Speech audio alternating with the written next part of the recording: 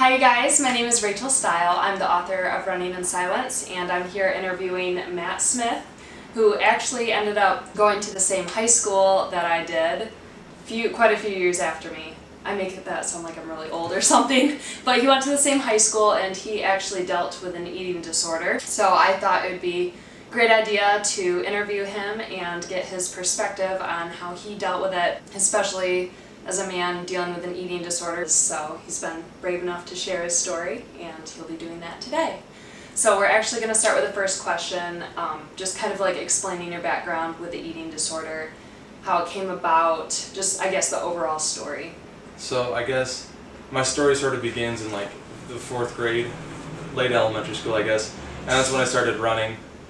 And I began running. It was like a running club after school. You know, just go run some laps. You win like shoelaces or pendants to put on your shoes, and that was super cool. And then I realized, like, I was actually pretty good. I was like second. I was competing against like it was me and this one other guy, and we were just going back and forth. And that sort of like what ingrained this passion of distance running in me. And I progressed throughout middle school and got a lot faster. And come to like the 8th grade, I was competing at a national level in the Junior Olympics. So I was getting pretty fast. And then at the Junior Olympics, at the national event, I didn't place as well. I think I was ranked like 3rd, but I placed like 9th. So 9th in the nation. It was devastating to me at the time. But that was the moment at which I sort of like vowed to myself that from this point on, I'll do like whatever it takes to get faster. And the first thing that came to mind was like, you know, clean up your diet a little bit, you know, eat a little healthier, all with good intentions at that point. That was in 8th grade, so now it was my freshman year in high school, and that's when things got like pretty restrictive in terms of my diet. I basically ate like the same thing all throughout high school, and that just sort of set the ground for like a lot of restriction. And as soon as that happened, my performance in running just sort of plateaued throughout high school.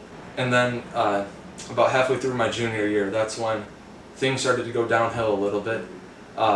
Instead of just like restricting certain foods, I guess, that's when just restricting like intake in general happened. So as soon as school got out, that's when I guess I didn't have a job at the time.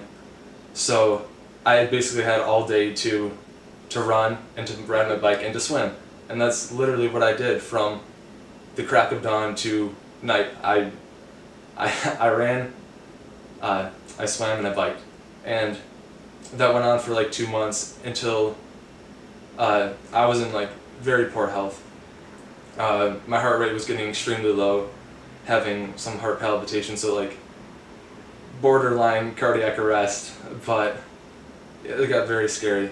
And that's when I was admitted into a psych hospital here. I was there for 3 weeks.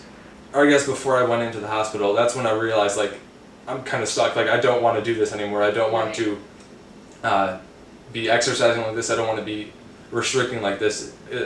It's not something I'm interested in anymore, but I was stuck. I didn't know any other way at that point. And I was doing some research online, and I came across your Running in Silence blog. And at the time, I didn't know you. I didn't know that you went to Granville High School. I didn't know that you went to Aquinas here, and that I would find that out later. But like it was your blog that I just was reading like anonymously, that what led me to like, all right, I want to get better because I saw your example of it. So with like that in mind, I went into the hospital and, you know, put in the work there. Was pretty serious about recovery, but then within like 2-3 weeks of getting out, it was right back on the same path. So yeah, that was going into my senior year. I lost basically all the weight I put on at that point and was right back to where I began. And yeah, my parents were like threatening me to return me to Forest View if I didn't gain weight, so I did. And then with all good intentions, I wanted to gain weight, but that's when this vicious cycle of binging and purging began. I put on just an absurd amount of weight, and it kept going and going, and that just freaked me out because there was just no end to, I guess, the food I was consuming. It just an unending hunger. So yeah, that sort of led to this giant up and down cycle of me, I guess, binging and then exercising and purging and all that sort of stuff. And then I ended up in Forest View again, just because I was so unstable, so out of control with this cycle I was caught in. But then, that was like towards the end of senior year, so now high school has ended, I've graduated, and I've gotten out of the hospital the second time.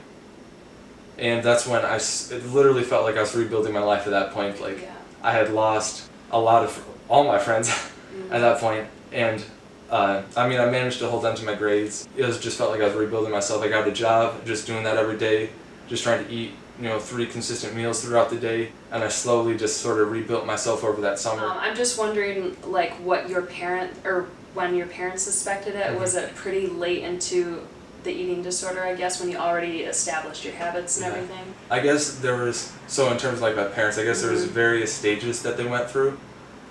Beginning in high school, when I was just like generally restricting certain foods, like trying to clean up my diet, they thought, they were like, oh, good for him, he's motivated, he's trying to do what's healthy for him. But then it became pretty apparent that, all right, he's literally like only eating like the same thing. So I guess they didn't do too much about it because I'm pretty stubborn. But then in that junior year, when I started restricting, getting pretty thin, that's when they sort of stepped in and began to say, like, all right, Matt, like, we can see that something's up. I guess they didn't know what to do. What do they do? That's when they began exploring different like treatment options. They brought me to some like evaluations at different places. There's something they said to me. They're like, you're the female or the male version of anorexia. So I was really stuck in my struggles when I was in really poor physical condition. That was basically invalidating my entire life struggle at that point. Yeah. But I guess at the time I didn't think too much of it because I was just so in my own world consumed that I didn't really give it a thought. Yeah, that's sort of the approach they took. And then I guess my dad still has that kind of mindset. He hasn't, he's my dad. But my mom has definitely grown. She's been very empathetic. She's definitely taken steps to learn how to, I guess, help me out best. So you said that your coaches pulled you out of the track season, right? And was that your junior year of high school? Yeah, I'm a junior. Okay. Did they think it was like an eating disorder, and were they the first ones to notice, or your parents? I guess my parents were the first ones to notice, but they didn't necessarily do anything about it. Okay.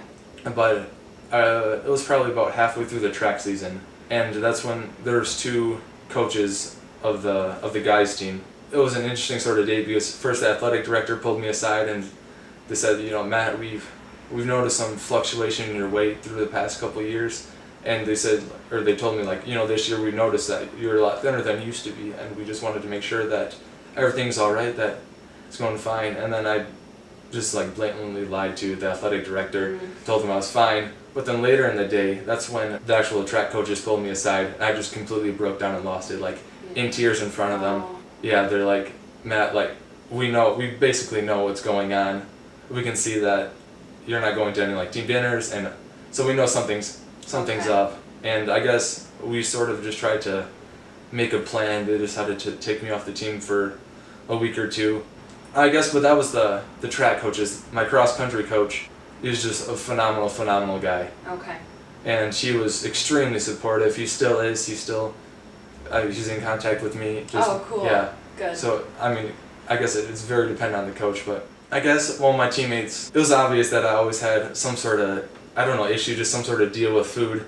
Like, I would rarely go to team dinners and all that, so they knew that something was up. I guess when I was a freshman, a lot of the upperclassmen thought I was just like super cocky and arrogant because I wouldn't even go to the team dinner. But in reality, it was just, I was so petrified of the food and the people around that I didn't want any part of it. But I guess they took it the wrong way, and they're like, oh, this little arrogant freshman, he thinks he's so fast.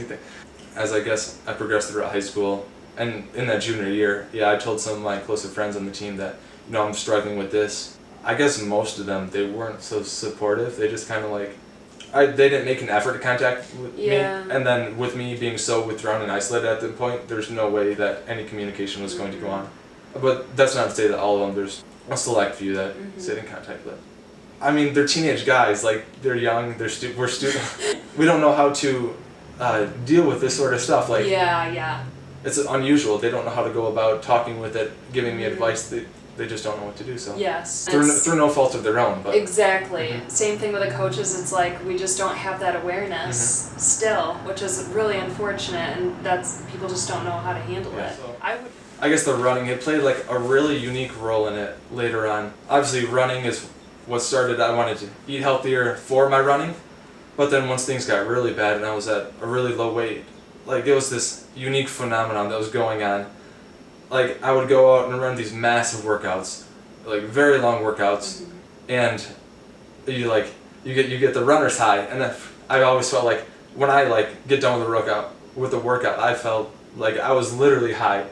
So like the runner's high, it hits me very hard. Yeah. So that's why I guess I grew fond of running. But when you take that and coupled it with not eating, it sort of, increased its effect. So like I remember I would just not eat after these massive workouts, and I would feel like I was high on something, and it was like it was almost like an addiction. It was very weird, but that's how my running sort of played into it. I was craving this feeling constantly of just like, I guess, wanting to escape, and I'll just use running like literally as my drug, and then couple that with like not eating to amplify the effect, because I associated that like exhaustion with like, oh, you just worked hard, you just put in a hard workout, and that's like your success. And then in my senior year, once I got to the hospital, they're like, you know, you shouldn't be running competitively anymore. I would just binge so hard that exercise was basically impossible at that point. Yeah.